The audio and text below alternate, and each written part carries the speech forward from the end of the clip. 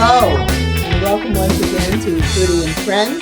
And our friends today include Kathy Lee, the one and only, Gary Williams, the man about town, and we hope that Jerome Roberts, who's going to be probably late in joining us, but of course he is out to take care of his granddaughter. I think he's taking her to school, and that's very important. So he may pop in a later date, but right now it's you and us, Kathy and Gary. And the first thing I want to start off with, I've been itching to find out how you guys thought about the president's speech. It was a long one, but he covered everything, and it's good on paper, but I don't know how he's going to make it. But anyway, we'll back him up. What did you think, Kathy? Well, it was, I think, 65 minutes long, and I did watch the entire thing, my husband and I, because, I'm very much involved in political stuff, as is Gary and everyone else. I thought the speech was very hopeful. I do agree that he has some obstacles, and part of the challenge he's going to have is you have people that are part of the Workers' Party, like I think his name is Jamal Brown, who didn't think he went far enough as far as climate change as a rebuttal. Then, of course, you had Scott Guy from South Carolina. There's no racist. This is not a racist country, so that created a controversy. And of course, you also have the Republicans that have decided from the door that they do not intend whatsoever to support anything that Biden is doing. And what frustrates a lot of people a lot is whenever it comes to spending money on the citizens of this country, we can't afford it. But Mm-hmm. when it comes to financing a war in Afghanistan for 20 years that cost trillions of dollars, and Iraq that cost trillions of dollars, and all the other things that we do, there's no issue with money.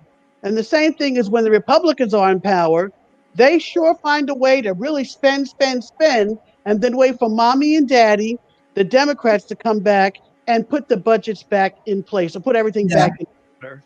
Yeah, that's a good observation. And of course, all of the things just about that he mentioned in his speech will require some input with the community and race relations. I thought that was very obvious in all of the things that he said. What about you, Gary? What do you think? Yeah, that's interesting that you pointed out about the war because there's money in war.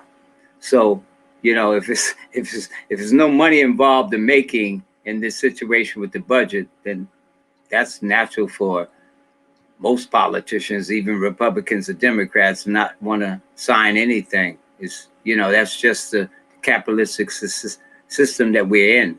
But I hope that most of the things that he did put in there were fair, and that there shouldn't be any reason why people that are on the opposite side of the track would want to not move the country forward.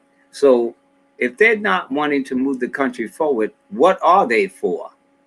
Are they for the destruction of government? I'm just saying. I mean, you have an opportunity to start a new beginning, a restart with a new president, someone that wasn't ever president before, and someone that's been in politics for a long time, and someone that has some experience that's trying to move the country forward. And I'm not getting it. So these people, who are they? What is their makeup? What is their gain by holding the country back? Yeah. The inflation is going to go up. In fact, I'm glad you mentioned that because right away our food prices have gone up. How do you feel about that? That's going to hit home with everybody. Well, right now they're still giving people free food. But what's going to happen when the schools possibly open back up and the restaurants open back up in full force? Where's the free food that was giving out to people by different programs going to go that the farmers are growing and making? That's one thing. So now people are going to have to go out and shop for food with the inflation that's supposed to be going up. So that doesn't help the economy because people are going to be thinking and mindful of their spending and cutting back. Well, Yeah. I hear you, but just to go back to what what Trudy was saying earlier. No, actually, excuse me, Gary. What you were stressing is, who are these people? Well, let's describe who these people are. Now, I'm just saying now. It just appears to me that it's all about the caste system and power and the illusion of power. To me, power is an illusion, and the control of the money. And the programs that Biden's speech is putting forward were doing things to really help all Americans. But the only thing that they seem to be focused on is which Americans are going to be helped. Oh, so you want to help all Oh, of these not help. poor people? No, well, I'm talking about the Republicans, and I'm talking about the people. There are a lot of millions of people that voted for a different party that do not want to see any of the social programs moving forward. Why? Because it helps certain people. Hmm. And by certain people, I would say they kind of look like us, sitting here right here on this television. So when you're talking about improving education, why don't you want an educated population? That goes back to Gary. That goes back to you, Trudy. That goes back to everything. If you have an educated population, they're not going to fall for the same stuff anymore that they fell for in the past. For example, when you want to look at, like, well, let's look at the old political systems. Just why did they make poor whites side with the wealthy corporations and the mercantile class in this country? It was to protect their wealth and their status. That's really the only reason why they do it. And so they keep putting this thing, Gary, up there about, like, where did the term white and black even come from? There are no white people in Europe. There are no white people in America. There are no black people in Africa. You have Scottish, you have Irish, you have German. When you put Yeah, white out there, it creates this whole air of, it forces the superiority belief that they have. And it's a very limiting belief when you think about it, Gary. Mhm. And I'm going to end with just this last sentence because, you know, when you look at the definition of white, it's purity, it's righteousness. And when you look at the definition of black, at least that's the definition that I remember as a child: evil, this, that, and the other. So when you even call somebody white, aren't we hmm, acknowledging their belief system, their limiting belief system of superiority? And to me, that's what is happening. Because you go to Europe, they don't call themselves white, they call themselves French or exactly, Italian. Mhm. exactly. I'm just saying. Mhm. You're saying the right thing, and we're Yeah. going to say something about that, Gary. Yes. Oh, well, yeah, they're Caucasian. They're Caucasian, and that's who they are. They came from the Caucasoid Mountains. They know who they are. I don't know why we give labels to people, but the mere fact that when you do give a label to somebody, you automatically Black Cat, Black Friday, even Black Friday, which is a day that it's so ironic. Even Black Friday, which is a day, that's the only good day that something's black is good because they're spending their money into the system. So they call it Black Friday. You go out shopping and put your money back into the economy. And that is the last, and according to, I'm just saying, according to an accountant, we break it into quarters. 3, 3, 3, 3, which is 12 months. So the Hmm. last quarter is where Black Friday happens to fall, with all the other major holidays to get you from the red to the black. So they have 3 times to do that. That's how it's done. The system is set up by different holidays to raise the economy based on their Their holidays. personal needs and desires. Yeah, it's interesting how they tie it all in. And then that thing, what you're saying, true, Kathy, that white sheep, white this, white that. So it's embedded in people's minds now. It's like you got to really shake that out of you got to detergent yourself, because you got to say that you're a human being on the planet, and there's only one creator. And once you get to that level, then you'll start thinking other, because I've met people of all different. I talk to all kinds of people. I'm in the media business, and I meet some nice people, and I meet some not so nice people. So it's And we interesting. forget that white is a color. Yeah. white is a color. So people forget that all of those things that you say, black, red, green, red, and white, they're all colors. So if somebody says, well, I'm looking for a color to put in here. Well, what about white? It's a color. And I bumped into that as a child because I got on the bus one day and a white couple did get on, and the little girl said, oh, Mama, there's a black woman, not black, brown. She's a different color. And I said, I'm a color, but so are you. Her mother agreed. So white is a color too, but we forget about that. Yeah, but interesting enough, back in the days, they called you a colored person, they called you a Negro, they called you this, they called you that. And like Kathy's saying, we got to the level where we're called black. And one guy was pointing out to me that black is not really something positive to say that we are. So I got to ask him again, because how do we get all the way from colored, Negro, coon, all these different things to end up being black? You know, where did that come from? Really think about it.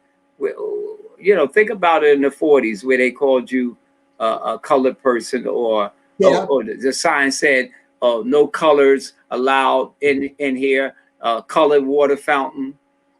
You know, that was like 50, 60 years ago. Now all of a sudden it's a whole different title that we let people give us. Well, actually, we began using the first Africans here, especially, let's talk about Philadelphia, let's bring it home. They were proud Africans. All of their societies, everything that they founded in the 18th century was the Free African Society. Mother Bethel, African, okay. Okay, there you go. They knew they were Africans. It wasn't until after the election of Andrew Jackson, who our previous president, 45, really liked. They had all of the African American, actually we were not even American, and all the Africans who lived in this country, the free Africans, had a convention. So they came up, well, let's just say we're colored. Now you can check me on that, but that's when the term colored, because they were seen as a threat. The free Africans were always seen as a threat within the American society. And you can see that we're free Africans now, and we're still seen as a threat in this country. We're seen as a threat when we walk down the street, when we barbecue in the park. No matter where we walk, we are still a threat. And it's how to contain these people has been the goal of the people with the power and the money in the country. That has always seemed to be their goal, control the population. So that's how color came about. But Negro is a Spanish word, and that word goes back to the 15th, 16th, 17th century. Yeah, but that's a Spanish word for black. Yeah, that's like Portugal or something like that. That goes back to the Portuguese, which was the first slave traders, practically. Yeah, well, that led us to be, European slave traders. Yeah, right. That invaded Africa around 1444. But when you look at the term Negro, they would say Negroes for sale right here in Philadelphia. Negroes. Negroes. Then they tell you where they were from, what region and stuff they were from. So yes, we have evolved with labels. And a lot of them we did not. Now I prefer to call myself an African American, but we were not really Americans until after the 13th, 14th, and 15th Amendment were passed in this country. So anyone that calls you an American in 1619, there was no America. We were an English colony. End of story. I'm sorry. Go ahead. I'm sorry. That's all right, Kathy. I'm glad you know, because a lot of us don't. But we'll know something about what we can do to have take our own pandemic test now. You can do that at home. We'll talk about that when we come back. Well, before we go to break, I do want to say that one of the things with Biden's speech that I thought was really good is he does want to tax these old businesses and these corporations. He has a whole financial and I think they should pay taxes. No company should be able to outsource their funds to these other islands and other countries and not pay their fair share in taxes to pay for any social programs to correct any wrongs that have been done to the people in this country. A good way to end this portion of our show. We'll be right back.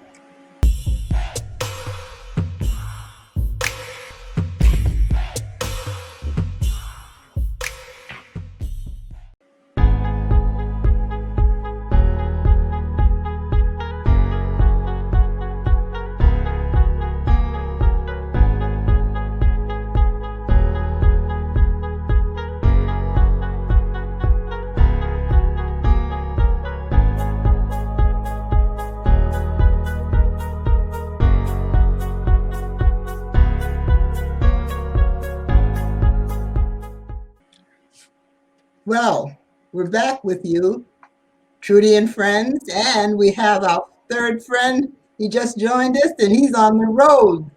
The traveling gator, the Philadelphia gator. Where are you, baby? Jerome. Oh, Name is Vaya. Say hi, Vaya. Vaya's on way to take an AP exam. Whatever the stuff, nothing about it. But this is an old man hanging out in Atlanta with my grandchildren, and I'm enjoying it. I guess you are.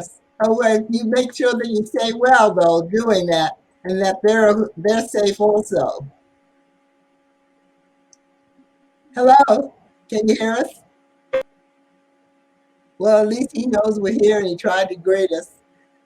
Yeah, I have just heard, not just heard, I heard this weekend that there are ways now that you can test yourself and even give yourself the vaccine. Is that right, folks? Am I hearing right? Everybody trying to make some money. That's how I look at it. You said, what's one more person coming into the game? Because it's actually, when I think about it, it doesn't make sense that all these things are being throwing people different ways. You got people that haven't gone back for their second shot because they're hearing things and they're listening to things and they're paying attention, and they're not, they're not with it. I mean, if you have a pandemic and you have four major companies that know it's really tragic and people are dying, why can't they, I'm just saying, all come together and produce something that can cure this disease? Yeah. Yeah, instead of looking at it from a profit motive. If it was profit motive from the beginning, how do you think it's going to end up being profit motive? So when they create these things where you can test yourself, that's like a woman testing herself for pregnancy. Well, I don't know that this is a bad idea. Maybe it has to be perfected. How about you, Kathy? You're a little cautious about things like this. Well, no, I'm saying cautious, but as a female, and when I was younger, when those pregnancy tests came out, I did take a home pregnancy test, and guess what? It was positive twice because I have two kids. Yeah. So I don't see anything wrong personally with people who, especially those who do not wish to receive the vaccine and they want to go somewhere or be around people, if they want to test themselves, the sooner you find out whether or not you've been exposed, you can go into, and the earlier you catch it, you won't remdesivir. You could go into the cocktails that they're talking about. But other than that, when you look at what Biden is talking about as far as the virus and his entire infrastructure plan, is basically trying to undo a lot of the damage that's caused by this virus. And one of the ways that is getting out more testing, or giving money to schools. I'm glad he wants kids to go through school for free from kindergarten, from preschool, all the way up to 2 years of community college, because I think that is tremendous. Lifting all them kids out of poverty. The ones that are affected the most by the pandemic are, let's face it, who are in tight, cramped quarters. It has nothing to do with the color of your skin. It has to do with your environment, where you live, and what you are exposed to, and who you are exposed to. So I have no problem with them expanding people being able to get a test and to find out whether or not they have the coronavirus. The sooner you find out, the sooner you can choose which That's option true. to cure yourself that you want to go about doing. And if they don't start these things, we'll never know how to improve. For instance, now they already have announced that they have a vaccine for young people, 12 and under, which hasn't been done before. And that's going to be another introduction. And then now they're also trying these vaccines, or some vaccine, I don't know which one, or if it's a new one coming along, to put with waste material and see how it affects waste. So all of these experiments, I think, are very important. I'd rather them try them on some other way than to try them on people. Well, you just said it. You said something about trying and testing. So where's the testing part before they put it out on the market? I mean, where's the Food and Drug Administration on what level are they doing and examining before these people put stuff on the market. They put Johnson & Johnson talcum powder on the market, and women use it, and they got cancer, and they're suing them. So where does it end where you just put something on the market? Another guy, he created a wristband to go with the corona, right? I call it corona because that's the first thing that I've heard. I don't know about this COVID-19 code word, whatever. But the wristband has actually the information in the wristband, and it costs $19. He didn't say he was producing it for free, but it's a wristband that this doctor created that you scan, and it has your record of your COVID shot history in it when you wear it. So where does it end? This is my thing. Where does all this stuff end? And then when do you get your next shot? Because as they state that the bacteria can reinvent itself, or whatever you call that word, when do you get your next shot, like the flu shot? So where does the money end with this thing? See, it's follow the money. I always say follow the money. I'm not against people getting the shot. I just want to know. So I'm just saying, I just want to know why all this stuff is all of a sudden just blooming like a wandering Jew, which is a plant that grows all over the place. When does it end? Well, I don't know when it ends, but here's my challenge to our audience, Trudy, or your audience. Everyone should just take a deep breath. Don't fear it. Don't fear. Don't walk around with fear. Walk around with high vibrational thoughts and emotions. That's about the only thing you can do. The other thing is to go back to what Gary said. They tested all these viruses in 3 phases, and when they got to the last phase is when they kind of released it. And I'm not going to go into all attenuated viruses and non-attenuated viruses. But because it is a challenge that this country is facing, and it is a challenge that the new president and his administration, who are a breath of fresh air, they're intelligent, they know what they're doing. And with that, Trudy, we've reached the end, so I'm going to let you go ahead and do what you have to do. Well, I think we're going to go through a period or several periods of testing several things for this. I have no objection because I've had the 2 tests. I had my test. I think you did, Kathy. I don't know about you, Gary. You were kind of fighting it at first. But I think the major thing is that people are trying to find the answer. And we can't find it by sitting on it. We've got to experiment, and we've got to take chances while we're trying to find out. And someone's got to do them. If you don't want to, if you object, you have the right to stay on the sidelines. But as soon as, don't forget that talcum powder was on the market for a long time before it caused any problems of cancer. I don't know what happened to it, but it was there for a long time. A lot of people were accustomed to using Johnson talcum product. Maybe you know, Kathy. Well, I don't know anything about talcum powder, Trudy, but I can say this. This is the first pandemic or the first outbreak because of social media that it has just traveled all across the world. There have always been pandemics on this planet. We're the first generation to actually see it unfold in real time. Because the plague, the Black Death, all that kind of stuff, they eradicated, 2/3 of Europe. We already know all that. There have always been pandemics. So we're going to stop now. I'm going to say that I'm Kathy Lee, the original. And I'm also going to say that I am president of the West Park Cultural Center. I'm the president of the board, and I'm a member of the Germantown Historic Germantown. And I just joined with Gary and Trudy. Okay. Well, my name is Gary Williams, as you know. I'm with the organization called Agent with Dignity Committee. And what we do is we make sure the seniors predominantly get food on a weekly basis. We give them boxes of food.